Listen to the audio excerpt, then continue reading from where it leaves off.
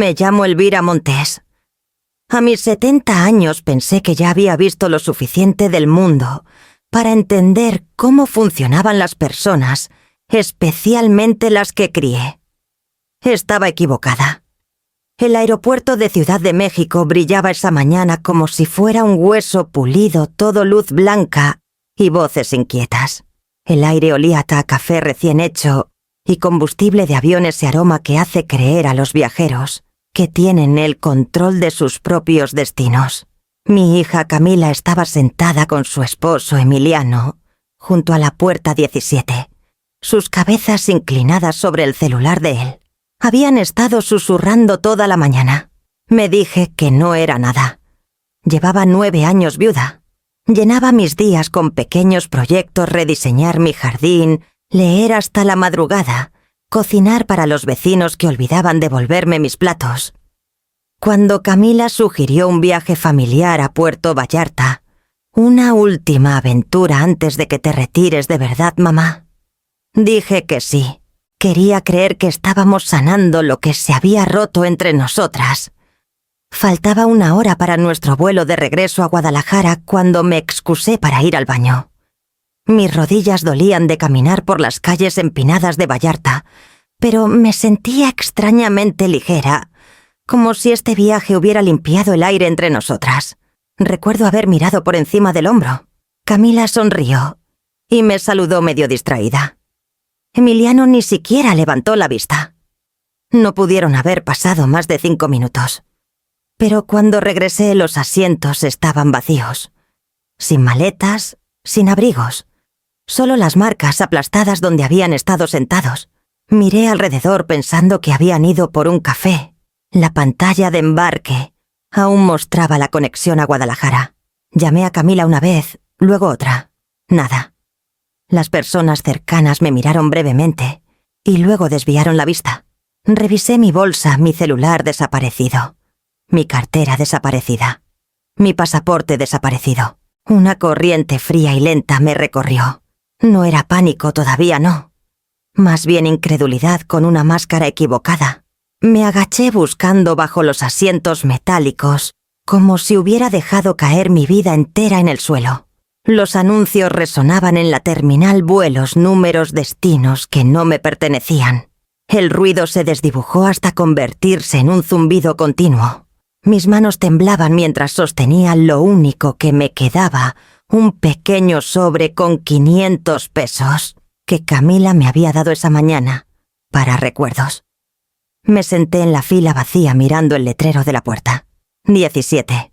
El número de repente parecía cruel. Susurré sus nombres otra vez, esta vez en voz baja, y el sonido me resultó extraño en la boca. En algún lugar sobre el Pacífico, un avión llevaba a mi hija a casa, y yo seguía aquí anónima, despojada por las personas que más amaba. Respiré hondo, enderecé la espalda y miré hacia el letrero azul brillante que decía «Información». El suelo bajo mis pies se sentía lo suficientemente firme para ponerme de pie. Cuando di el primer paso, el impacto se había enfriado en algo más afilado, algo que me mantendría en movimiento mucho después de que el dolor se instalara. La mujer detrás del mostrador de la aerolínea parecía demasiado joven para entender el peso de lo que le estaba pidiendo. Su cabello era liso, sus uñas pintadas del color de la confianza. La placa en su pecho decía Valeria R. Y cuando sonrió, fue un reflejo educado profesional, practicado distante. Busco a mi hija. Dije, mi voz más débil de lo que esperaba. Camila Vargas. Ella y su esposo estaban conmigo en la puerta 17. Me alejé 10 minutos. Cuando volví, ya no estaban. Tecleó algo en su computadora, su expresión neutra. El clic de su teclado sonaba como lluvia contra un cristal. ¿Me puede dar los números de vuelo, señora? Estaban en mi reserva, dije abriendo mi bolsa automáticamente. Solo entonces recordé la bolsa estaba vacía, sin pasaporte, sin cartera, sin celular. Mis dedos flotaron inútilmente sobre el forro de tela. Valeria dudó. Su pase de abordar. Negué con la cabeza. Todos se lo llevaron. Volvió a la pantalla, sus dedos deteniéndose sobre las teclas. Su tono se suavizó ligeramente. «Está bien. Demos los apellidos otra vez». Lo hice. El silencio se prolongó lo suficiente como para que mi pulso contara los segundos. Luego frunció el ceño, sus ojos escaneando. «Señora Montes», dijo con cuidado. «Ellos fueron reubicados en un vuelo anterior. Se fueron hace 30 minutos con conexión por Monterrey». «Monterrey». La palabra salió de mi boca como un tosido. «Vivimos en Guadalajara». «Entiendo. Parece que cambiaron de destino en el mostrador». «Lo siento». El suelo pareció inclinarse. Me apoyé en el mostrador, el laminado frío bajo mi mano. Quise decir que era un error, pero, en el fondo, algo frío y seguro encajó en su lugar. No me habían dejado atrás por accidente. Valeria siguió hablando, explicando políticas de reubicación, pero su voz se desvaneció bajo el zumbido en mis oídos. Capté fragmentos. Mejora de espera, boletaje, separado, nada que podamos hacer. Cuando preguntó si quería presentar un informe, asentí. Me entregó un formulario impreso y un bolígrafo plástico barato. Mi letra tembló en el papel: pasaporte robado, celular robado, objetos personales desaparecidos. Lo tomó de vuelta y ofreció un pequeño gesto de simpatía que no llegó a sus ojos. Al alejarme conté lo que me quedaba. Un billete de 500 pesos ligeramente arrugado, metido en el bolsillo lateral de mi chamarra. Sin tarjeta, sin identificación, sin llaves. La aritmética de la supervivencia era simple y cruel. Me senté otra vez en la puerta 17, en el mismo asiento donde Camila había reído esa mañana hablando del color de los tejados de Vallarta. Mis manos apretaron los 500 pesos, como si pudieran anclarme. La primera lágrima llegó en silencio. Luego otra. No era una mujer que llorara fácilmente ni cuando murió mi esposo, ni siquiera en su funeral. Pero esto se sentía diferente. No hay ceremonia para ser borrada por tu propia hija. La gente pasaba arrastrando maletas, deslizando sus celulares, mirando las pantallas de salida. Para ellos solo era otra viajera cansada esperando demasiado por un vuelo. Nadie veía que mi vida se había reducido a un solo billete y un nombre sin pruebas. Cuando las lágrimas cesaron, me limpié la cara con la manga de mi suéter y me quedé quieta hasta que el ruido a mi alrededor se agudizó de nuevo. La maleta de un hombre golpeó mi rodilla al pasar y el pequeño sobresalto me trajo de vuelta a mí misma. Doblé los 500 pesos con cuidado. Los metí en mi bolsillo y me puse de pie. Entre la incredulidad y la rabia, algo más firme comenzaba a tomar forma, una especie de disciplina que no había necesitado en años. Ajusté la correa de mi bolsa vacía, enderecé los hombros y caminé hacia el letrero más cercano que decía «Información». Mis manos temblaban, pero mis pasos eran seguros. Lo que sea que pensaran que me habían quitado, no habían tomado eso.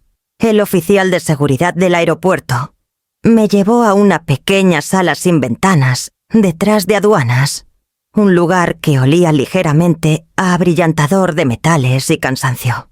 Había un teléfono montado en la pared del tipo que usan las personas cuando se quedan sin opciones.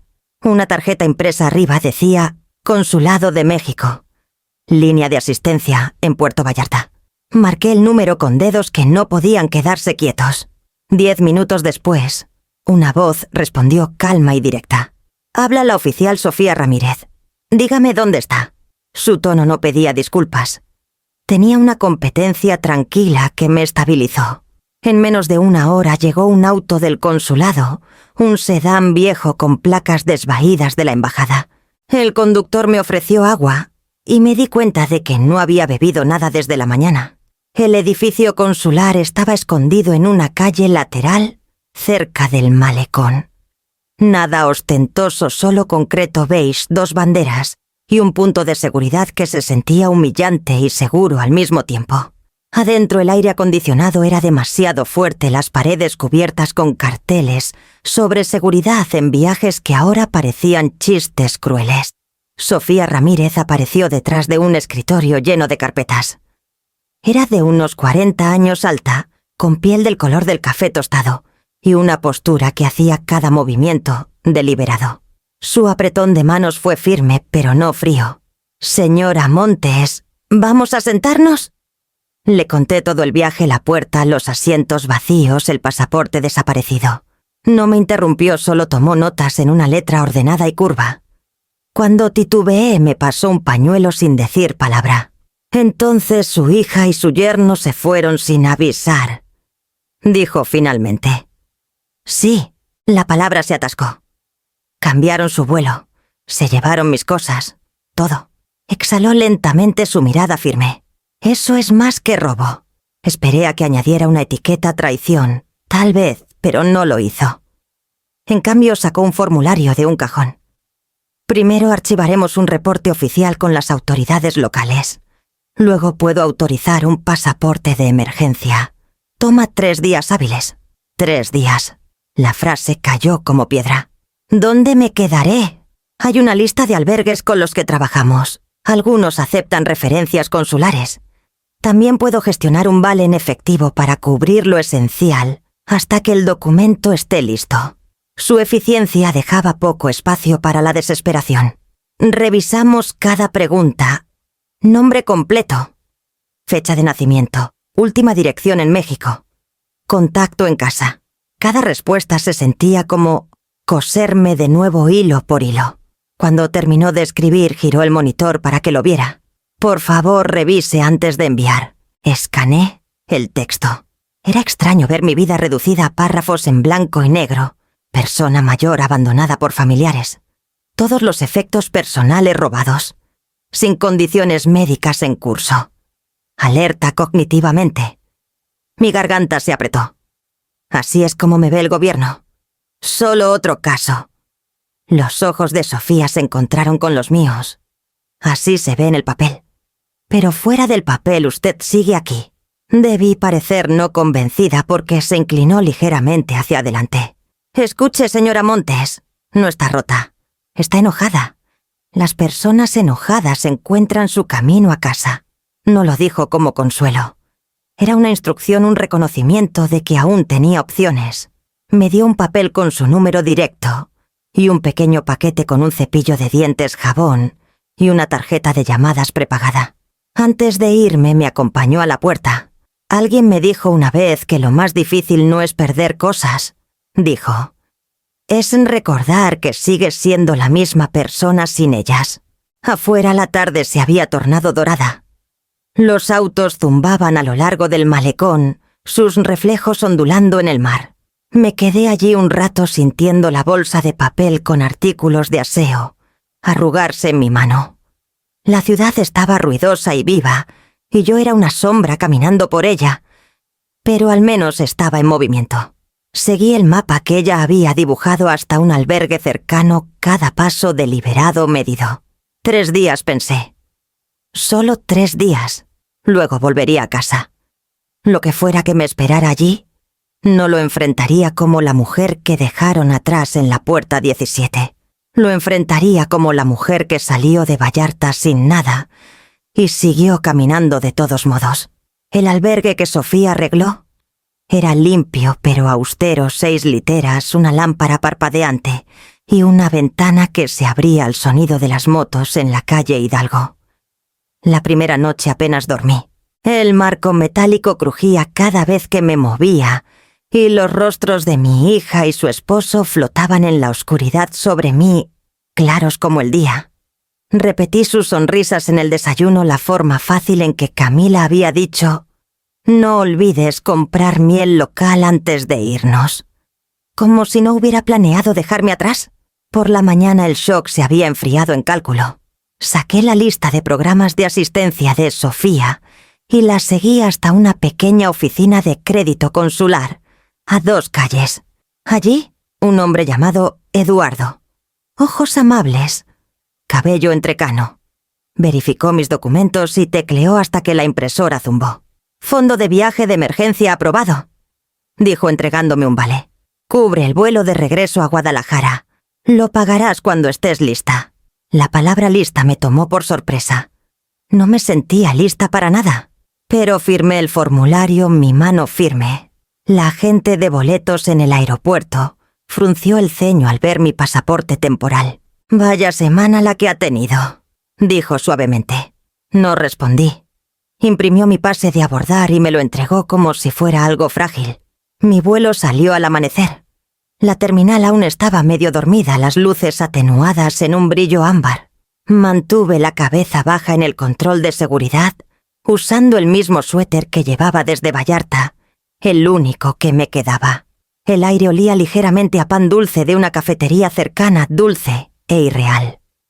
Una vez sentada en el avión, exhalé por lo que pareció la primera vez en días. Una familia mexicana llenaba la fila de adelante, sus niños rebotando en los asientos demasiado pequeños para saber que el mundo podía cambiar bajo tus pies sin aviso. Me volví hacia la ventana donde el ala cortaba limpiamente la niebla. Mientras el avión despegaba, Vallarta se encogía debajo de mí, sus tejados de teja, sus callejones empedrados, el balcón del hotel, donde Camila había tomado una foto de nosotras sonriendo. Cerré los ojos hasta que la imagen se desvaneció.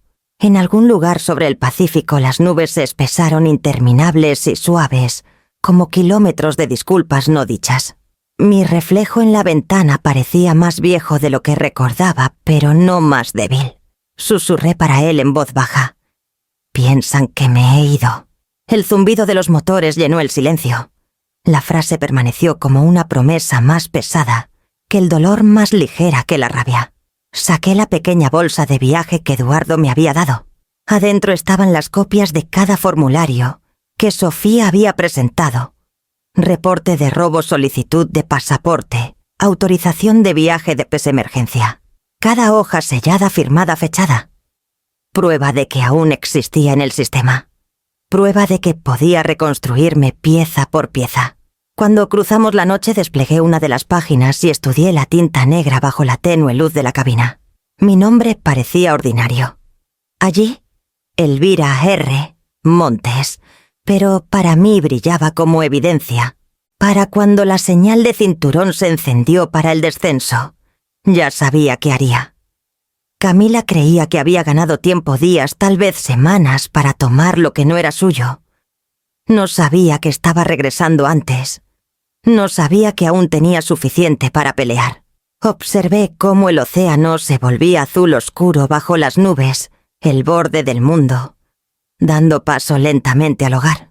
Tlajomulco parecía más pequeño cuando regresé, como si la distancia lo hubiera plegado hacia adentro.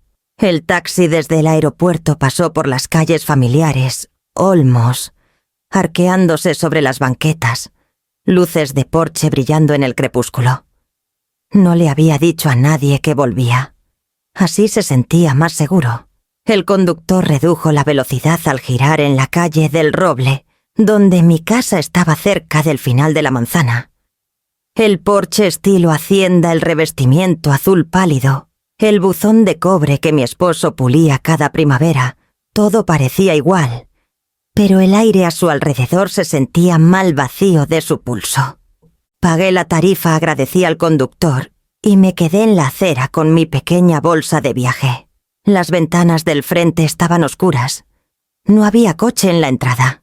Por un momento me pregunté si Camila también había vendido el auto. El sonido de un rastrillo contra la grava me hizo girar. Javier Torres, mi vecino de casi 20 años, se enderezó en su jardín. Seguía delgado, bronceado por su jardinería de verano, su cabello plateado captando la última luz del día. Maestro retirado de historia, metódico, educado, el tipo de hombre que nunca olvida los pequeños detalles de una historia. Parpadeó, luego sonrió lentamente. «Elvira, vaya sorpresa, regresaste pronto». «¿Pronto?» Intenté igualar su tono. No sabía que había un horario. Javier apoyó las manos en el mango del rastrillo. «Camila me dijo que habías extendido tu viaje unas semanas. Dijo que estabas disfrutando demasiado Vallarta para volver ya». Las palabras quedaron colgando cuidadosas pero inquietas. «Eso dijo», respondí suavemente. Dudó estudiando mi rostro. «Algo anda mal, ¿verdad?» «Algo», admití. «Todavía estoy descifrando cuánto». Miró hacia mi casa como hacen los hombres cuando quieren decir una verdad sin forzarla. «Elvira». No quería entrometerme, pero hace 3, tal vez 4 días vi una camioneta de mudanza en tu entrada, temprano antes de que el vecindario despertara. Sentí mi pulso latir en el cuello. ¿Una camioneta? Asintió. Grande. 2 hombres sacando cajas. Saludé a Camila, pero no me devolvió el saludo. Parecía como decirlo concentrada. Tensa, como alguien corriendo contra el reloj. Mi boca se secó. Emiliano también estaba... Sí, estaba en la puerta dando instrucciones. Asumí que lo habías aprobado. Pensé que estabas limpiando el sótano o haciendo uno de tus proyectos de reorganización. Sonrió débilmente recordando. Siempre fuiste la de las listas. Miré al otro lado del patio hacia mi puerta principal, el pomo de latón brillando bajo la luz del porche. La casa parecía estar conteniendo el aliento. ¿A qué hora fue esto? A las 6:30, tal vez antes. Recuerdo porque las luces de la calle apenas se apagaban. Cargaron rápido. Sin etiquetas en las cajas. Hizo una pausa bajando la voz.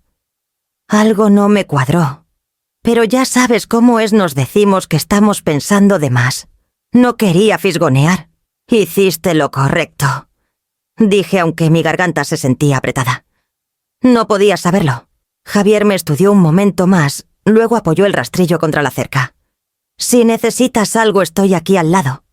Y... Elvira revisa tus cerraduras, por si acaso. El aire de la tarde traía el olor a césped cortado y el leve zumbido de las cigarras. Asentí incapaz de hablar y me volví hacia mi porche. Mi mano tembló mientras buscaba la llave de repuesto debajo de la maceta de cerámica. Seguía allí fría y áspera. La llave entró en la cerradura, pero la puerta se atascó antes de ceder, con un crujido lento. Adentro el silencio se sentía mal, demasiado uniforme, demasiado arreglado. El polvo flotaba en el aire como pequeños testigos. Detrás de mí el rastrillo de Javier raspó una vez más contra la grava, luego se detuvo. Cerré la puerta en silencio y me apoyé en ella, mi respiración estabilizándose. Lo que fuera que había pasado mientras estuve fuera, la casa lo sabía. Y ahora yo también. El primer paso dentro de mi casa se sintió como una intrusión. El aire estaba viciado sin el suave aroma y lavanda que solía mantener en el alféizar. Incluso la luz parecía equivocada, más opaca, vacilante, como si ya no me reconociera. El polvo flotaba donde debían estar los rayos de sol. Dejé mi bolsa junto a la puerta y caminé hacia la sala. La alfombra estaba enrollada en la mitad y un parche cuadrado en el suelo donde solía estar el piano se abría como un diente arrancado. El reloj de pie de mi esposo, el que marcaba cada cena y cada mañana de Navidad, había desaparecido. También los marcos de fotos plateados del repisero. Solo quedaban contornos pálidos en la pared, donde habían estado colgados fantasmas de memoria. En el comedor encontré el aparador de la vajilla medio vacío. La platería familiar, copas, cucharas. La bandeja grabada con mis iniciales se había esfumado. Mi reflejo en el cristal era pequeño y desconocido. No lloré. No podía permitírmelo. El duelo difumina los detalles, y los detalles eran lo que necesitaba ahora. Al otro lado del patio un movimiento llamó mi atención. Javier estaba en su ventana, no mirando, sino esperando. Cuando salí y lo saludé, cruzó el césped de inmediato, rastrillo en mano como excusa. «Pensé que podrías necesitar un teléfono», dijo ofreciéndome el suyo. «Úsalo para tomar fotos. Evidencia si algo falta». Asentí. Todo falta. Empezamos en la sala. Fotografié estantes vacíos, cajones abiertos. El espacio hueco bajo la escalera donde estaban las cajas con los diarios de mi difunto esposo. Javier me seguía en silencio anotando fechas, ubicaciones y descripciones en la libreta de espiral que siempre llevaba en el bolsillo de la camisa. Abordó esto como un plan de lección, precisión silenciosa, sin palabras de más. Arriba mi recámara parecía intacta hasta que abrí el cajón superior del tocador. La caja de joyas estaba abierta, forrada de terciopelo azul aplastado, y nada más. El brazalete dorado que Camila una vez pidió prestado para su baile de graduación había desaparecido. También el relicario de mi madre, el que guardaba un mechón de cabello de la hija que creí conocer. Ver esa caja vacía hizo que mis rodillas cedieran ligeramente. Me apoyé en el borde del tocador. La voz de Javier fue suave. «Deberías llamar a la policía». «Aún no», dije. «Primero quiero ver todo». Nos movimos a mi estudio al fondo de la casa, la única habitación que Camila rara vez entraba. Las cortinas estaban a medio cerrar el escritorio despejado, salvo por una carpeta manila colocada cuidadosamente en el centro. La disposición era demasiado deliberada, casi un mensaje. Me senté en la silla crujiendo bajo mi peso y abrí la carpeta. Adentro había varias páginas notariadas. La primera tenía un encabezado en negritas, escritura de donación. Las líneas se difuminaron por un momento antes de volverse legibles. Donante Elvira R. Montes. Beneficiaria: Camila Vargas. Consideración: cariño y afecto. Mi mano tembló mientras pasaba las páginas: sellos oficiales, sello notarial, mi propia firma al final fechada hace 3 semanas. «Eso no es posible», susurré. Javier se inclinó frunciendo el ceño. «¿Ese es tu nombre?» «Sí. Pero nunca firmé esto». La Evatini a la habitación se inclinó ligeramente. Recordé a Camila sentadas a mi lado una tarde, con su laptop abierta, diciendo: «Mamá, esto es solo la directiva médica actualizada. Firma aquí y aquí todo es digital ahora». Le había creído sin siquiera pedir una copia impresa. Presioné mis dedos sobre la firma como si el tacto pudiera probar su autenticidad. La tinta no se corrió. Javier habló con cuidado. «Si este documento es real, ella es la dueña de la casa». Las palabras cayeron como piedras. Por un largo momento no pude respirar. Las paredes que alguna vez me protegieron parecían cerrarse extranjeras y hostiles. Dejé los papeles en el escritorio, alineando sus bordes con precisión mecánica. Mi voz cuando llegó fue firme. «Necesitaré copias de cada página». Javier me pasó el teléfono otra vez. Tomé fotos una por una, asegurándome de que cada sello y fecha fueran visibles. La lente hacía clic rítmicamente como un metrónomo, marcando el tempo de la incredulidad. Cuando terminé, miré alrededor del estudio, los estantes vacíos, el escritorio desnudo, el suave contorno donde había estado la lámpara. La casa se sentía drenada de su pulso, pero extrañamente alerta, como si escuchara. Coloqué la carpeta exactamente como la encontré y cerré la puerta detrás de mí. Algo dentro de mí había cambiado. El duelo se estrechaba en algo más frío, más claro. Esto no era solo robo. Era un borrado, firmado con mi propia mano. Me quedé al pie de la escalera, el teléfono de Javier pesado en mi palma. «Gracias», dije en voz baja. «Lo tomo desde aquí». Asintió una vez, sus ojos oscuros con comprensión, y retrocedió por el patio. Cuando la puerta se cerró de nuevo, el silencio volvió denso, expectante. La casa que había construido se había convertido en evidencia. Y ya no era la mujer que vivía aquí, sino la que probaría que lo había hecho. La noche después de encontrar la escritura no pude dormir. La casa crujía y suspiraba a mi alrededor. Cada sonido desconocido, cada sombra acusadora. Me senté en la cocina, la escritura de donación abierta bajo la luz de una lámpara pequeña. Mi nombre, mi cuidadosa letra cursiva estaba allí, tan innegable como la respiración. Por horas lo miré intentando recordar el momento en que mi pluma se movió por esa línea.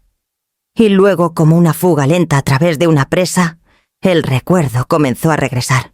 Era una tarde de martes 3 semanas antes de Vallarta.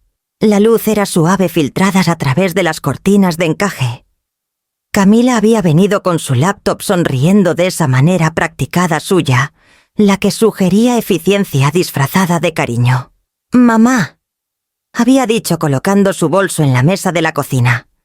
«Emiliano y yo hablamos de actualizar tu directiva médica. Ya sabes, por si algo pasa mientras viajas. Podemos hacerlo en línea, es fácil ahora». Había sido tan calma, tan deliberada. Recuerdo cómo su cabello caía hacia adelante cuando se inclinó sobre el teclado, Cómo me miró con esa dulce impaciencia que los hijos reservan para sus padres mayores. Es todo estándar, mamá. Solo firma aquí con tu stylus ahí y ahí. Me mantiene como tu representante de salud. Confías en mí, ¿verdad? Por supuesto que sí. Le había confiado mis fotos de infancia, mis ahorros, la caja de joyas que ahora estaba vacía. Le había confiado que recordara el olor del aftershave de su padre, que supiera que esta casa era más que paredes y madera. Era nuestra historia. Giró la laptop hacia mí. El texto era pequeño, párrafos densos, de frases legales desplazándose más rápido de lo que podía seguir. No es complicado, había dicho desechando mi vacilación. Es solo para mantener las cosas organizadas. Odias el papeleo, ¿recuerdas? Y me había reído cansada y agradecida. Eres una bendición, Camila. Me ahogaría en formularios sin ti. El stylus estaba cálido en mi mano. Firmé donde ella señaló. 2 firmas, una al final, otra en un cuadro emergente digital, que llamó campo de confirmación. Sonrió, besó la parte superior de mi cabeza y dijo: «Listo, mamá. Estás protegida». Todo el intercambio había tomado menos de 5 minutos. Ahora, sentada sola en esa misma mesa, vi el truco por lo que era. Mi nombre no estaba ligado a una directiva médica, estaba encadenado a una escritura. Cada línea, cada floritura de tinta, cada curva de mi firma, era un arma vuelta hacia adentro. Pasé mis dedos por el borde del papel como quien prueba el filo de un cuchillo. Una fría certeza se asentó en mí, no el calor de la ira, un solo precisión. Ella y había usado mi confianza como algunos usan la luz, para cegar antes de cortar. Doblé la escritura con cuidado, alisando cada pliegue, hasta que pareciera inofensiva otra vez. Pero yo sabía más. El papel puede herir más profundo que el acero, cuando las manos correctas guían la pluma. Deslicé la carpeta en mi bolso de cuero, el mismo que había llevado por Vallarta, y susurré en el silencio, no como una súplica, sino como un voto. Nunca más. El refrigerador zumbaba suavemente, el único sonido en la casa hueca. Me quedé allí hasta que el amanecer tocó los cristales, sabiendo lo que tenía que venir después. La traición ya no era una historia que había sobrevivido. Era evidencia, esperando una respuesta. Por la mañana había terminado con la incredulidad. El duelo se había quemado durante la noche, dejando solo una furia limpia y enfocada. La escritura estaba en la mesa de la cocina junto a una taza de café frío. No me molesté en encender la radio ni las luces. Solo me senté allí esperando a que comenzara el horario de oficina.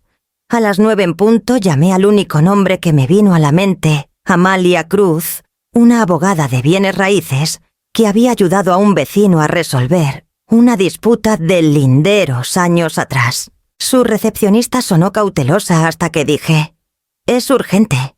Mi hija robó mi casa con una escritura falsificada». Hubo una pausa, luego una nueva voz en la línea. «Calma, Clara. Habla Amalia. Trae los documentos, mediodía. No los pierdas».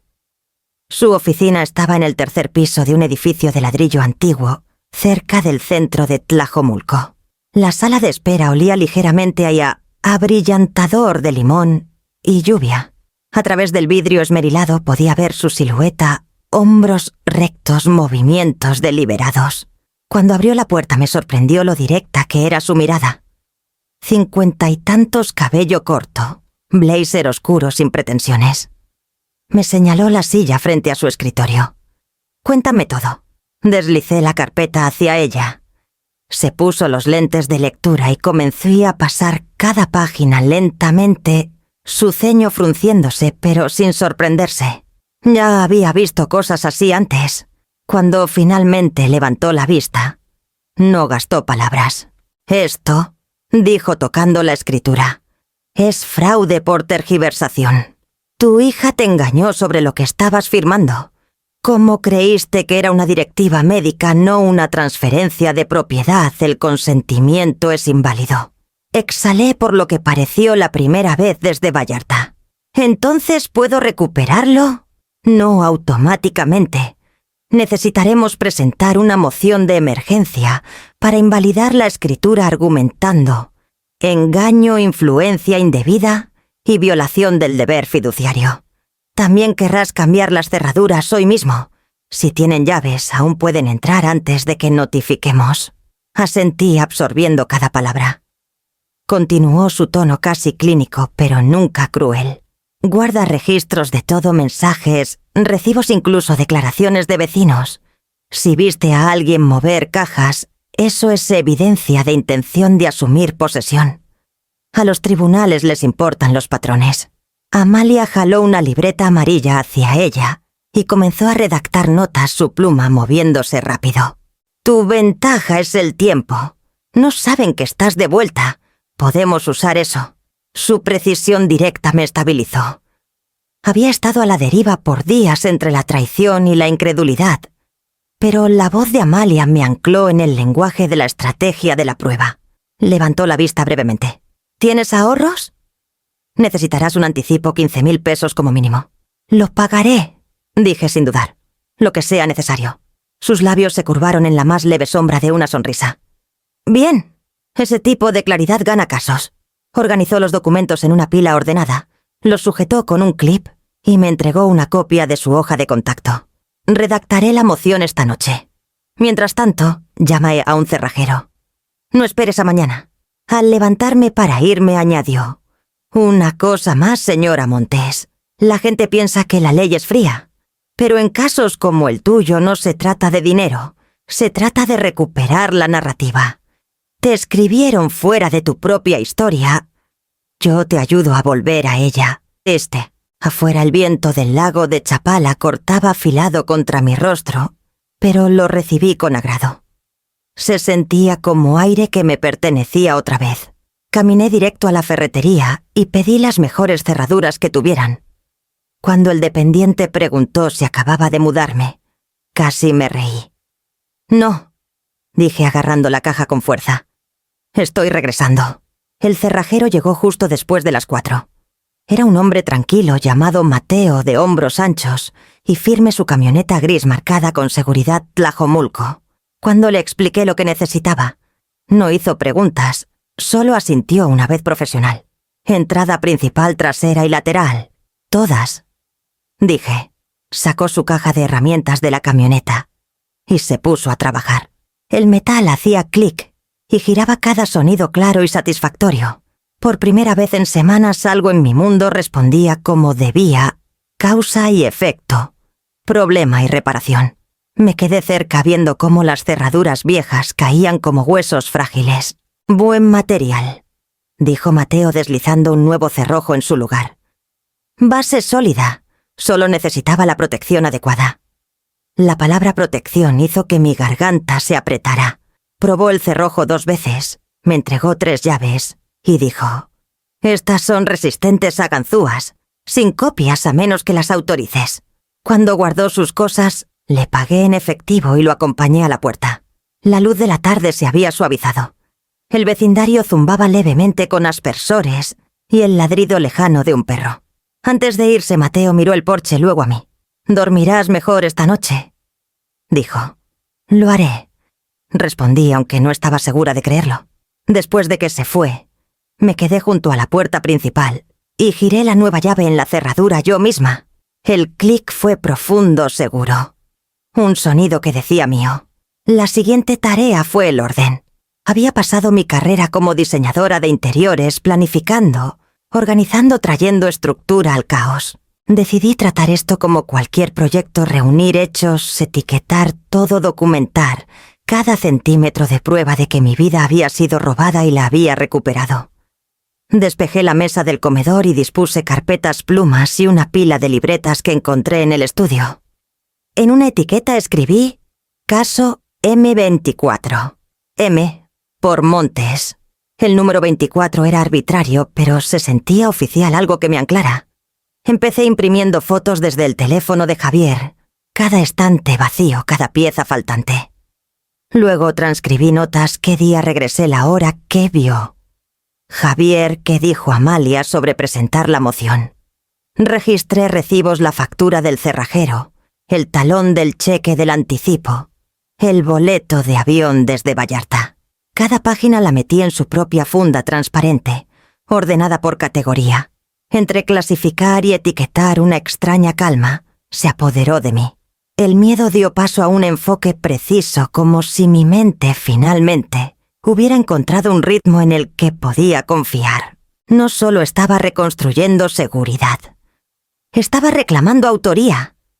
Cuando la casa se volvió demasiado silenciosa, instalé 2 cámaras de movimiento pequeñas, una sobre la luz del porche principal, otra cerca de la puerta trasera.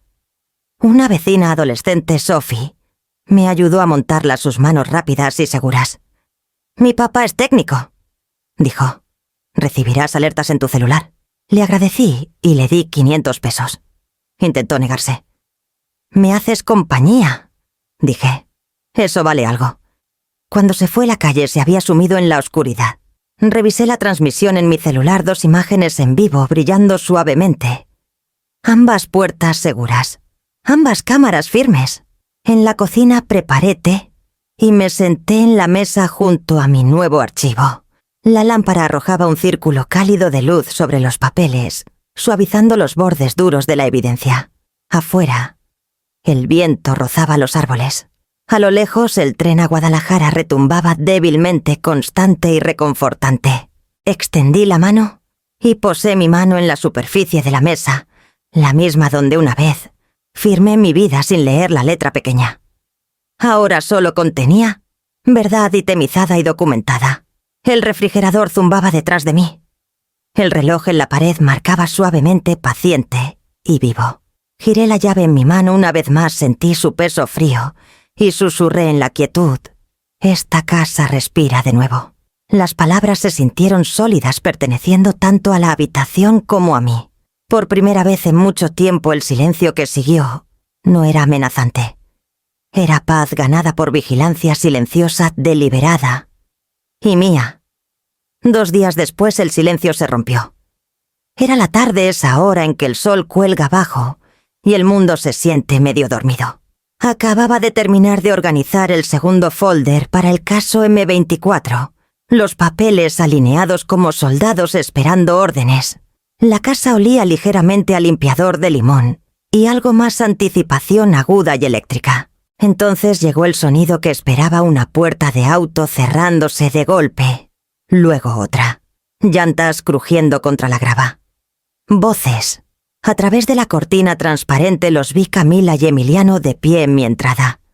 Su cabello recogido, lentes de sol sobre la cabeza como armadura.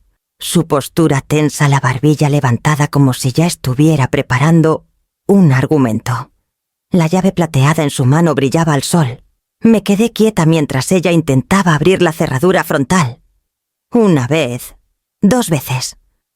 La llave se negaba a girar. El raspado metálico se escuchó a través del porche. Su voz se alzó irritada. «Emiliano, esto no funciona». Cambió las cerraduras. Él murmuró algo bajo. Luego lo intentó él mismo. El cerrojo hizo clic, sólidamente inmóvil. Esperé hasta que la frustración se profundizó en silencio. Luego abrí la puerta. Lentamente, deliberadamente. Camila se estremeció al escuchar el sonido del pestillo. «Oh», dije calma y uniforme. Regresaron. Dejé que las palabras descansaran allí, como quien pone un vaso frágil entre extraños. «Tengo una sorpresa para ustedes». Su expresión parpadeó, confusión primero, luego calculó. «Mamá. Dios mío, hemos estado tan preocupados. Desapareciste en Vallarta, pensamos». Levanté una mano. «Sin historias ensayadas, Camila. Querrás guardarlas para alguien que no haya presentado ya un caso». Emiliano dio un paso adelante, la voz quebradiza. «No puedes cambiar las cerraduras. Esta es nuestra casa ahora». La firmaste. Detrás de mi espalda, mi celular ya estaba grabando la pequeña luz roja, brillando contra mi palma. «¿Te refieres al documento que llamaste directiva médica?», dije encontrándome con sus ojos. «El que fue notariado en una cafetería por 3.000 pesos en efectivo». La boca de Emiliano se abrió. Luego se cerró.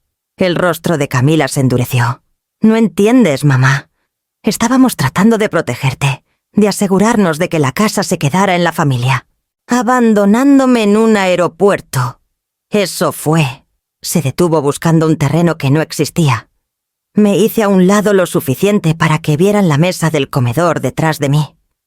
Sobre ella, ordenadamente dispuestos, la moción para anular la escritura, reportes policiales, fotos con marca de tiempo y copias del registro de notario que Amalia había obtenido. Lo encontrarán todo organizado, dije suavemente. Incluso las grabaciones. La confianza de Camila vaciló. Sus dedos temblaron alrededor de la llave inútil. «No puedes probar la intención». «No tengo que hacerlo», dije. «El patrón lo prueba por mí. Robo, tergiversación, notarización falsa. Cada palabra de esta conversación está siendo documentada. Jalisco requiere el consentimiento de ambas partes, y yo soy una de ellas». Emiliano maldijo en voz baja. El rostro de Camila palideció. «Fueron demasiado lejos». Continué, mi voz firme, casi desapegada. Si querían la casa, pudieron haberlo pedido. Si querían seguridad, habría ayudado. Pero querían poder y pensaron que la edad significaría debilidad. Los hombros de Camila se hundieron, la actuación disolviéndose. Por primera vez en meses, vi a mi hija como realmente era, no astuta, no cruel, solo pequeña. Una mujer asustada que había confundido el engaño con la supervivencia. «Mamá, por favor». «No». Mi voz fue baja pero final. «De ahora en adelante hablaremos a través de abogados». Cerré la carpeta marcada Evidencia A y la puse a un lado. Deberían irse antes de que llame a la policía. Ya tienen sus nombres registrados. Emiliano jaló el brazo de Camila. «Nos vamos». Ella dudó en el porche, sus ojos buscando los míos en busca de un rastro de suavidad, que ya no vivía allí. No ofrecí nada. Cuando el auto finalmente retrocedió por la entrada, exhalé lentamente con firmeza. El silencio que siguió fue pesado pero puro. Caminé hacia la puerta, la cerré con llave, y giré la llave una vez más sintiendo el cerrojo deslizarse en su lugar. La casa contuvo el aliento por un momento. Luego se asentó, silenciosa, segura. Adentro presioné detener en la grabación y guardé el archivo bajo una nueva etiqueta. Confrontación Camila. Prueba. En el reflejo de la ventana no me vi como la madre abandonada en Vallarta, sino como la mujer que había regresado a casa y se negó a desaparecer 2 veces.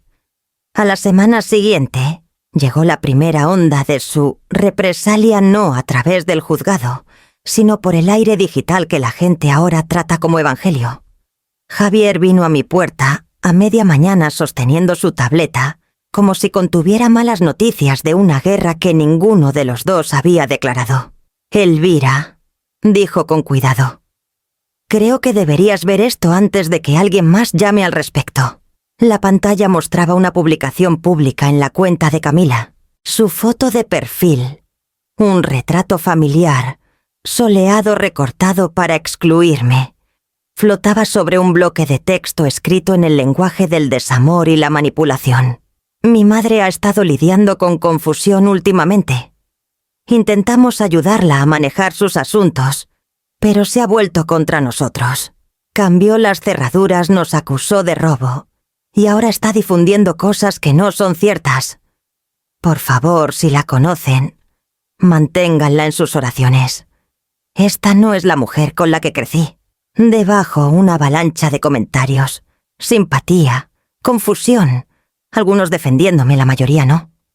Personas con las que no había hablado en años opinaban con condolencias ordenadas y preocupación a distancia. Uno decía: «Pobre Camila, cuidar es tan difícil cuando los padres decaen». Miré las palabras hasta que las letras se difuminaron. Luego devolví la tableta. Mis dedos se sentían extrañamente entumecidos. Javier exhaló. «No respondas, ni una palabra». «No planeaba hacerlo», dije. Mi voz sonaba más calma de lo que sentía. Dudó. Alejandro Méndez, el nombre del abogado, también aparece. Presentó algo en el juzgado ayer. Moción para posesión inmediata. Dicen que estás ocupando ilegalmente una propiedad que les donaste. No deberías haberme sorprendido, pero aún se sintió como un golpe sin aviso. Me están llamando intrusa en mi propia casa. Amalia lo manejará, dijo. Pero necesitará moverse rápido. Asentí y entré a llamar a Amalia. Amalia contestó al segundo timbre. Vi la presentación, dijo antes de que pudiera hablar. Está argumentando confusión por edad. Afirma que malinterpretaste el proceso legal debido a un deterioro cognitivo. Es estratégico. Si pueden sembrar dudas sobre tu claridad mental, debilitan tu reclamo de fraude. Me senté en la mesa de la cocina. Están usando mi edad como evidencia. Sí, dijo simplemente. Eso hacen los buenos oponentes, convierten la percepción en arma. Pero no se sostendrá si documentamos tu capacidad. Estoy programando una evaluación neurocognitiva esta semana, independiente certificada por el tribunal. Y la publicación en redes sociales... Suspiró. Ignórala. Una respuesta pública parece defensiva. Las capturas de pantalla ya están archivadas como evidencia de difamación. Déjalos hablar. Responderemos en el juzgado. Su eficiencia me estabilizó. Me recordó el tono de Sofía en Vallarta, la misma certeza tranquila de alguien acostumbrado a sacar a otros de los escombros. Estaré lista, dije. Bien, ¿y Elvira? Añadió más suave ahora. No leas los comentarios. No están escritos para la verdad. Están escritos para el ruido. Después de colgar pasé la tarde en silencio. Preparé té que no bebí. Afuera los carillones de viento del porche de Javier tintineaban débilmente un ritmo contra el vacío. Podía casi escuchar la voz de mi esposo, la que solía decirme que no tomara la traición como algo personal. Se trata de quiénes son ellos, no de quién eres tú. Pero ahora se sentía personal. Cada palabra, cada insinuación tallada en el aire bajo mi nombre. Cerca del atardecer salí al jardín. Las dalias habían crecido sobre el sendero, sus cabezas brillantes, balanceándose al viento. Las podé con cuidado, dejando que las tijeras hicieran clic en un ritmo constante. Cada corte hacía el mundo un poco más claro, el camino visible otra vez. Javier llamó desde la cerca. «Amalia es buena, ¿verdad?» «La mejor», dije. Asintió, los ojos llenos de comprensión silenciosa. «Entonces déjala hablar por ti. A veces el silencio dice más que gritar». Miré hacia la casa, la que casi se me escapa de las manos, y sentí sus paredes mantenerse firmes contra la oscuridad creciente. Mañana iría a esa evaluación. Dejaría que la ley y no los rumores definiera mi cordura. Pero esta noche la casa no necesitaba defensa. Ya sabía quién pertenecía dentro. Amalia llamó 2 días después. Su tono era diferente, medido, pero con un toque cercano a la satisfacción. «Creo que querrás conocer a mi investigador», dijo. «Sus hallazgos podrían ahorrarnos meses en el juzgado». Esa tarde un hombre llamado Esteban Peña llegó a mi casa. 50 y tantos, bien afeitado, con una chamarra azul marino que había visto demasiadas vigilancias. Se movía con la calma despreocupada de alguien que nota todo y habla solo cuando tiene pruebas. Colocó una carpeta delgada en mi mesa del comedor. «Señora Montes», dijo. «Trabajo por mi cuenta con abogados en casos de fraude y propiedades. Amalia me contrató para encontrar el patrón». «¿El patrón?», pregunté. «El fraude siempre tiene uno. Las mismas huellas, diferentes zapatos». Abrió la carpeta y deslizó una hoja de cálculo impresas hacia mí. Filas de números llenaban la página, saldos de tarjetas de crédito, pagos mínimos, cargos por demora. 6 cuentas, todas a nombre de Camila Vargas. Los números eran imposibles de malinterpretar. Cada tarjeta estaba por encima del límite. «Está ahogada», dijo Esteban con naturalidad. 2 tarjetas entraron en cobranza el invierno pasado. Otro acreedor amenazó con acción civil. Sus ingresos son la mitad de lo que eran hace 2 años, pero el gasto aumentó: muebles de diseño, unas vacaciones en Cancún, cenas que cuestan más que su renta. Pasó otra página, capturas de pantalla de correos electrónicos. Cada mensaje dirigido a agentes inmobiliarios en Guadalajara y la zona metropolitana. Solicitud de evaluación de propiedad. Confidencial. Sin firma aún. Todos hacen referencia a tu dirección, dijo Esteban. Empezó a contactarlos 6 semanas antes de que te fueras a Vallarta. Se describió como la propietaria. Preguntó sobre vender rápido compradores en efectivo preferidos. La habitación se sintió más pequeña. Intenté mantener mi voz firme. Antes de que me fuera, asintió. Antes de que siquiera hicieras las maletas. Esteban alcanzó la siguiente hoja. Hay más.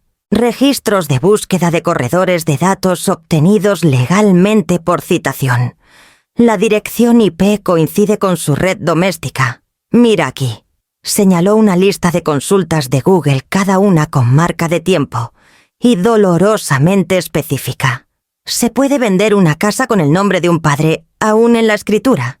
Escritura de donación. Visus transferencia. De renuncia. Diferencia. ¿Cómo convencer a un padre anciano para firmar un formulario de propiedad? ¿Qué pasa si alguien abandona a un familiar en el extranjero? Leí la última línea 2 veces, mi estómago apretándose. Esa está fechada 2 semanas antes de Vallarta. Sí, dijo Esteban en voz baja. Lo planearon mucho antes de que subieras a ese avión. Cerró la carpeta dejando su mano descansando sobre ella, como si protegiera su peso. El motivo no es solo la codicia, continuó. Es un instinto de supervivencia torcido. Estaban acorralados, demasiado orgullosos para pedir ayuda, demasiado desesperados para dejar de mentir. Miré más allá de él hacia la ventana. Afuera el jardín estaba quieto, la luz del sol, atrapada en el cristal como una fotografía de paz que aún no había ganado. No solo robó, dije suavemente. Lo ensayó. Esteban asintió una vez. Por eso es tan limpio. El fraude planeado parece confianza hasta que se rompe. Por un largo tiempo ninguno habló. El único sonido venía del reloj en la pared, constante como un pulso. Cuando finalmente se levantó para irse, dejó la carpeta atrás. Amalia tiene todo respaldado, dijo. Guarda esta copia. Los jueces no condenan por emoción, condenan por motivo, cronología y prueba. Ahora tienes las 3. Lo acompañé a la puerta. El aire afuera olía ligeramente a lluvia. Las primeras gotas oscurecieron los escalones del porche. Gracias, dije. Esteban ajustó su chamarra. Construiste un buen caso al sobrevivir, señora Montes. Solo le dimos forma. Después de que se fue, me senté con la carpeta en mi regazo. La lluvia se hizo más fuerte, tamborileando contra el tejado, en un ritmo constante. Cada página dentro se sentía más pesada que el papel, confesión por delegación escrita en números, búsquedas y necesidad. Pensé en Camila sentada en su laptop hace meses, escribiendo cada pregunta desesperada, convencida de que nadie las leería jamás. Había intentado hacer que la supervivencia pareciera amor. Y ahora en papel, el amor parecía motivo. El juzgado olía ligeramente a papel desinfectante y nervios. Me había vestido de manera simple. Pantalones grises, blusa planchada, cabello recogido. No era armadura, sino orden. Al otro lado del pasillo, Camila estaba sentada junto a su abogado, Alejandro Méndez, el hombre que había convertido a la familia en litigio. Llevaba un traje beige demasiado grande para sus hombros y un rostro que no se encontraba con el mío. La jueza Renata Ortiz entró sin preámbulos. 60 y tantos ojos agudos, el tipo de mujer que había construido su autoridad, ladrillo por ladrillo. No posaba ni alzaba la voz. La sala se aquietó tan naturalmente como el agua sentándose en un vaso. Amalia se levantó primero. Señora jueza, presentamos evidencia que establece tergiversación fraudulenta en la transferencia de propiedad perteneciente a mi clienta, Elvira Montes. Entregó 2 carpetas gruesas. Cada golpe contra el escritorio del secretario sonaba como un latido. Méndez contraatacó con suavidad. Señora jueza, mis clientes actuaron con total transparencia. La señora Montes ejecutó una escritura de donación legal, atestiguada y notariada. La supuesta confusión proviene de un deterioro cognitivo relacionado con la edad, no de engaño. La palabra deterioro golpeó como un dardo. No miré a Camila, pero podía sentirla estremecerse. La jueza Ortiz hojeó la primera carpeta. He revisado los documentos preliminares. Hay acusaciones de notarización indebida, pago en efectivo al notario y tergiversación del propósito del documento. Es correcto. Amalia asintió. Sí, señora jueza. El notario Francisco Morales ha presentado una declaración jurada confirmando que fue engañado por los demandados. Solicitamos una revisión forense de las firmas digitales y físicas. La jueza pasó una página a su expresión ilegible. Moción concedida. La Corte ordena a un analista forense de documentos verificar la autenticidad de las firmas, el rastro digital y los metadatos. Ambas partes cooperarán. Cualquier interferencia será considerada desacato. Su mirada se desplazó a Camila. Señora Vargas entiende. La respuesta de Camila fue apenas audible. Sí, señora jueza. Emiliano estaba rígido a su lado, su rodilla rebotando bajo la mesa, el ritmo traicionando su compostura. Cuando los ojos de la jueza se dirigieron a él, se congeló. Amalia descansó su mano ligeramente en mi brazo, una señal silenciosa para respirar. Ganaremos por paciencia, murmuró por lo bajo. Méndez se levantó de nuevo. Señora jueza, también solicitamos que la posesión permanezca con mis clientes durante el proceso, dada su dependencia financiera y la validez actual de la escritura. Amalia no se levantó esta vez. Solo dijo: objeción. La posesión por fraude no es posesión legal. La jueza Ortiz golpeó su pluma una vez. Objeción sostenida. La propiedad permanece con la señora Montes hasta que la Corte determine lo contrario. Sentí que algo se desenrollaba en mi pecho. Un pequeño alivio, no victoria, sino respiro. Mientras la audiencia concluía, el secretario reunió los archivos y Ortiz fijó una nueva fecha. 2 semanas. Dijo. Ambas partes se reunirán de nuevo tras la revisión forense. Se levanta la sesión. El martillo golpeó la madera. Un sonido limpio final en su simplicidad. Afuera el pasillo zumbaba con voces abogados conferenciando, tacones resonando contra el mármol. Esperé cerca de la salida mientras Amalia hablaba con el secretario recogiendo copias de la orden judicial. Camila pasó junto a mí al salir, su perfume débil pero familiar. No miró hacia mí, aunque su mano rozó el marco de la puerta como si necesitara su equilibrio. Emiliano la siguió, la mandíbula tensa, fingiendo control. El acto se estaba deshilachando. Cuando Amalia se unió a mí, sonrió débilmente. Salió mejor de lo que parecía. Pareció una vida en 40 minutos. Dije. Asintió. Esa es la naturaleza de la ley. Se mueve lento, pero se mueve. Salimos al aire gris de Guadalajara. El juzgado se alzaba detrás de nosotros, sólido e indiferente. Abotoné mi abrigo y sentí el peso de la paciencia asentarse en mis hombros, no pesado, solo necesario.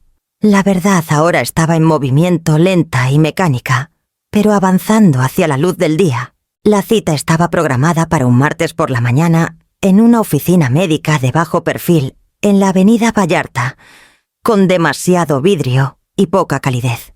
El letrero en la puerta decía: Doctora Liliana Cortés, neuropsicología forense. Amalia lo había casi arreglado después de que la defensa presentó su moción, cuestionando mi capacidad mental, un insulto disfrazado de diligencia debida. Adentro todo olía ligeramente a satítase, antiséptico y tóner de impresora. La doctora Cortés me recibió ella misma, su tono neutral pero amable. Estaba en sus 40 y tantos, el cabello recogido en una trenza con vetas plateadas. Señora Montes, gracias por venir. Esto es estándar en casos que alegan confusión cognitiva. Solo necesito que seas tú misma. Eso, dije, es exactamente lo que temen. Sonrió profesional pero genuina. Empecemos. La prueba duró casi 2 horas. Memoria, razonamiento, atención, cada sección diseñada para medir lo que la oposición quería borrar. Me leyó listas de palabras y me pidió repetirlas Me dio rompecabezas para completar patrones, para identificar aritmética para resolver sin papel. Podía sentir décadas de trabajo en diseño, la estructura, la simetría, la necesidad de orden despertando en mis manos. Cuando me pidió recordar todas las palabras que había listado antes, las dije en orden, luego alfabéticamente. Su pluma se detuvo a la mitad. En un momento me pidió explicar el significado de un refrán. Casa dividida. No puede mantenerse en pie. La miré y dije, significa que cuando dejas que la traición se mude a tu casa, paga la renta con silencio. No respondió de inmediato. Solo escribió algo en su portapapeles. Cerca del final me pidió que le contara sobre mi rutina diaria. Archivo documentos legales, tomo fotos de evidencia, mantengo registros cronológicos. Dije, a veces jardineo cuando no llueve. ¿Me ayudas a pensar? La doctora Cortés levantó la vista. Eso es bastante estructurado. La estructura es supervivencia. Respondí simplemente. Cuando terminó, cerró su carpeta y me ofreció agua. Señora Montes, no estoy autorizada a discutir resultados formales hasta que el informe se presente al tribunal, pero fuera de registro. Eres más aguda que la mayoría de mis pasantes de posgrado. Cualquier confusión que aleguen no existe aquí. Sonreí pequeña y cansada. Soy vieja, no estoy confundida. Asintió. Me aseguraré de que el registro refleje esa distinción. Esa tarde, Amalia llamó. La doctora Cortés envió una nota preliminar al tribunal. Función cognitiva completa sin deterioro. La jueza lo verá mañana. A Méndez no le gustará. Imaginé a Méndez, sus zapatos pulidos, su voz suave, deshilachándose apenas mientras su estrategia colapsaba. «Bien», dije. Al anochecer me senté en mi porche con una taza de té y observé el vecindario asentarse en la noche. Javier saludó desde su patio. Le devolví el saludo. En la distancia, un tren pasó su ritmo constante y seguro. Habían intentado convertirme en un signo de interrogación. En cambio, me había convertido en una declaración silenciosa, deliberada e irrefutable. Cuando Amalia llamó de nuevo la mañana siguiente, su voz tenía un toque cercano a la satisfacción. Méndez intentó objetar la evaluación, dijo. La jueza Ortiz le recordó que los hechos, a diferencia de los rumores, no titubean. Miré alrededor de mi sala la casa que alguna vez se sintió robada y sentí que algo dentro de mí se realineaba. Mi mente estaba intacta. Mi resolución más afilada que nunca. Si querían una pelea por la realidad, ya había ganado. La verdad llegó no como trueno, sino como papeleo. Amalia llamó justo después del amanecer, su voz firme, pero con un toque de anticipación. «Tenemos algo», dijo. «Bartolomé Lira, el notario que aparece en tu escritura, se presentó. Estaba sentada junto a la ventana de la cocina, el vapor subiendo de mi café. ¿Por qué lo haría? Fue citado para una declaración esta semana. Parece que la conciencia puede superar al efectivo, al menos cuando la policía empieza a llamar. A media mañana estábamos de vuelta en el juzgado de la jueza Ortiz. Bartolomé Lira estaba sentado en la mesa de testigos, un hombre delgado de unos 40 años con bigote fino y la apariencia de alguien que había envejecido más rápido de lo que sus años sugerían. Sostuvo su declaración como si fuera un escudo. Méndez intentó guiarlo suavemente. «Señor Lira, usted notarió una escritura de donación para la señora Montes, ¿correcto?» Bartolomé carraspeó. «Sí, señor». «Y ella apareció en persona ante usted». Una pausa. Luego en voz baja. «No exactamente». La jueza levantó los ojos. «Expliqué no exactamente». La voz de Bartolomé tembló. Camila Vargas y su esposo me encontraron en un Sanborns, cerca de la avenida Vallarta.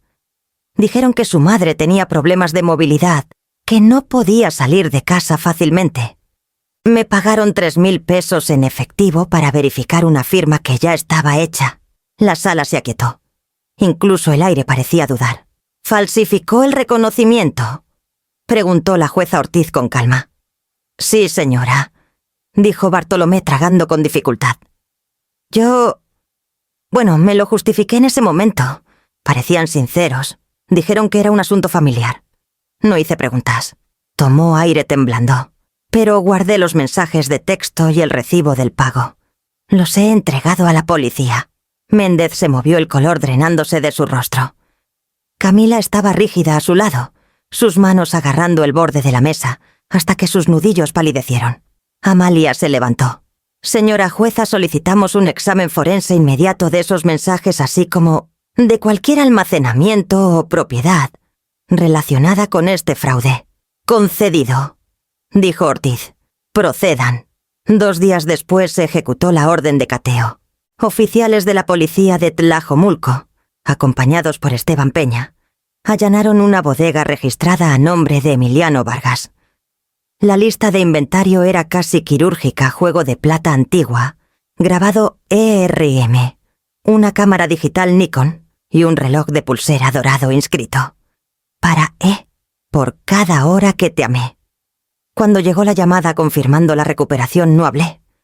Solo cerré los ojos y exhalé. Objetos sí, pero también pruebas. En la siguiente audiencia, la evidencia estaba ordenadamente dispuesta en bolsas de plástico transparentes en el escritorio del secretario. Bartolomé Lira fue llamado de nuevo, su declaración ingresada al registro. Camila evitó mi mirada, pero vi su reflejo en la mesa pulida, el leve temblor en su mandíbula, el tic bajo un ojo. La arrogancia que alguna vez la definía se había evaporado, dejando atrás algo frágil y desconocido. La jueza Ortiz revisó los documentos en silencio. Esta corte encuentra evidencia sustancial de notarización fraudulenta, intención de engañar y transferencia ilícita de propiedad, dijo finalmente. La moción para anular la escritura se aprueba pendiente de veredicto formal. Todos los activos permanecerán en posesión de la señora Montes. El martillo golpeó una vez, firme y resonante. La mano de Amalia encontró la mía. Aún no termina, dijo suavemente. Pero acabamos de cambiar la marea. Afuera del juzgado el aire estaba claro, el cielo amplio y sin cargas. Por primera vez desde Vallarta sentí la forma de la justicia. No triunfo, sino equilibrio. De vuelta en casa coloqué el reloj recuperado en el repisero, su cristal, capturando la luz de la tarde. Tic-taqueaba suavemente, constante, como la respiración, midiendo el tiempo no perdido sino reclamado. En otra habitación mi celular vibró Amalia, confirmando la próxima fecha en el juzgado. Lo silencié y me quedé quieta escuchando el leve ritmo del reloj que alguna vez fue mío. El sello se había deslizado y la verdad había pasado. Si curaría o quemaría, solo el tiempo lo diría, pero al fin estaba quiera a la luz y llevaba mi nombre. La audiencia final cayó en un lunes frío de finales de noviembre. Los escalones del juzgado estaban resbaladizos por la lluvia, del tipo que hacía que todo oliera ligeramente a hierro y tierra. Adentro el aire era pesado, con esa anticipación silenciosa que solo los días de veredicto traen la quietud antes de que una puerta se cierre para siempre. Camila y Emiliano estaban sentados en su mesa, ambos luciendo más pequeños de lo que recordaba. Ella vestía de negro, quizás por cálculo, quizás por culpa. La corbata de Emiliano estaba torcida, sus manos inquietas. Méndez ordenaba papeles con una precisión mecánica, pero incluso él parecía sentir hacia dónde soplaba el viento. Amalia se inclinó hacia mí antes de que comenzara la sesión. «Hoy no se trata de ganar», dijo. «Se trata de terminar». La jueza Ortiz entró puntualmente a las 9. Su toga se mecía mientras tomaba asiento, sus ojos escaneando la sala con neutralidad practicada. Cuando habló, su tono fue firme pero no cruel. «Esta corte ha revisado el informe forense, la confesión jurada del notario y la evidencia financiera presentada durante el último mes. Los hallazgos son claros».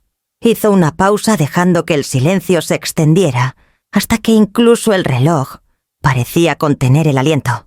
La escritura de donación que transfiere la propiedad de Elvira R. Montes a Camila Vargas queda anulada en su totalidad por motivos de fraude, coerción y notarización falsificada. La propiedad de la propiedad regrese a quitar a la señora Montes con efecto inmediato. La respiración de Camila se entrecortó audiblemente. Emiliano cerró los ojos, sus hombros colapsando hacia adentro. La jueza Ortiz continuó su voz firme como piedra. La Corte también refiere este caso a la Fiscalía del Estado para revisión criminal bajo el Código Penal, transferencia fraudulenta y explotación financiera de personas mayores.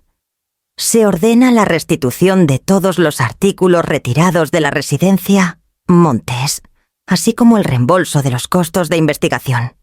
Este juicio se ingresará al registro público. El martillo golpeó una vez, el sonido preciso y final. La pluma de Amalia dejó de moverse. Por un momento no dijo nada. Solo presionó los labios, los ojos suavizándose. «Está hecho», susurró. Al otro lado del pasillo, Camila estaba rígida, su expresión ilegible shock, mezclado con incredulidad, tal vez vergüenza. Cuando finalmente se volvió hacia mí, esperaba ira. En cambio, su mirada tenía algo más tranquilo, más vacío. Reconocimiento tal vez de una línea que nunca podría cruzar de vuelta. Emiliano murmuró algo a Méndez, quien asintió sombríamente. Recogieron sus papeles, sus gestos rápidos y apresurados, como si la retirada pudiera reescribir lo que acababa de decirse en voz alta. Amalia se levantó y extendió su mano hacia mí. «Vámonos», dijo suavemente. «El resto se moverá a través del sistema ahora». Caminamos juntas por el pasillo resonante. Los reporteros esperaban fuera de las puertas del juzgado, cámaras en alto, pero Amalia los atravesó con una sola mirada que decía «No hoy». La seguí más allá de las columnas de mármol, más allá del olor a pavimento mojado hacia el aire libre. La lluvia se había reducido a una neblina. Tomé una respiración larga del tipo que se sentía extraña, innecesaria. No sabía a Victoria, solo al espacio. Cuando llegué a casa, la llave de latón giró limpiamente en la cerradura. Adentro el aire estaba cálido otra vez. Colgué mi abrigo en el perchero, miré alrededor del mobiliario restaurado en su lugar legítimo y sentí el tipo de silencio que solo pertenece a quienes han peleado demasiado tiempo. La justicia había llegado no rugiendo, sino constante, deliberada. No había llenado el vacío, pero había despejado el aire lo suficiente para que algo nuevo creciera allí. Exhalé una vez más. No triunfo. Solo liberación. La primavera llegó en colores suaves ese año. La nieve se derritió más lento de lo usual, como si la tierra misma necesitara tiempo para soltar. El juicio había terminado meses antes. Los titulares se habían desvanecido, reemplazados por nuevos escándalos, nuevas tormentas. Lo que quedaba eran las verdades más pequeñas, las que persisten cuando el ruido se apaga. Camila cumplía su término de libertad condicional, bajo supervisión judicial, su movilidad restringida, sus cuentas congeladas. Emiliano había dejado el estado por completo. Nadie sabía a dónde, y no pregunté. Algunas ausencias merecen quedar sin respuesta. La vida después de tanto caos se volvió asombrosamente simple. Las mañanas significaban té en el porche con el periódico doblado a mi lado. Las noches el suave zumbido de la radio y el ritmo constante de un día ordinario. No había abogados, ni audiencias, ni firmas que temer. Solo espacio amplio y silencioso suficiente para respirar de nuevo. En febrero me reuní con Amalia una última vez para finalizar los documentos de mi patrimonio. Su oficina olía a té de jazmín y tinta de impresora familiar y calma. «Quiero cambiar el testamento», le dije. Su pluma se detuvo en el aire. «¿Cómo? La casa se queda en Tlajomulco, pero no como herencia. Quiero donarla al Fideicomiso Refugio de Ancianos, un programa para vivienda de adultos mayores independientes. Pueden convertirla en una residencia o venderla para financiar becas de cuidado. De cualquier manera, pertenece a personas que entienden el consentimiento y la bondad». Amalia me estudió por un largo momento antes de sonreír. «Una especie de justicia poética», dijo. «¿Estás segura?» «Segura», dije. «Nunca se trató realmente de posesión, se trata de custodia». Para abril la transferencia legal estaba completa. La escritura irónicamente el mismo documento que casi me destruyó. Ahora tenía una nueva cláusula firmada de mi puño y letra atestiguada y sellada en tinta adecuada. Una noche Javier vino con una caja pequeña. Encontré esto en el mercado de artesanías, dijo. Adentro había una placa de latón lisa y brillante, grabada en letras serif simples. Hogar solo por consentimiento. Me ayudó a colgarla justo al lado de la puerta principal. Medimos 2 veces, ajustamos una. Cuando captó la luz tardía del sol, brilló como una desafiante quietud, hecha permanente. Al retroceder para mirar, Javier dio un silbido bajo. «Se ve bien», dijo. «Se siente bien», respondí. Nos quedamos en silencio por un rato del tipo que guarda más consuelo que la conversación. El viento del lago de Chapala traía el leve aroma a lilas a través del patio. La casa, una vez marcada por el engaño, parecía exhalar al fin sus paredes más ligeras, su presencia humana de nuevo. Más tarde esa noche me senté en mi escritorio y miré la última página de mi diario. La tinta brillaba débilmente bajo la lámpara.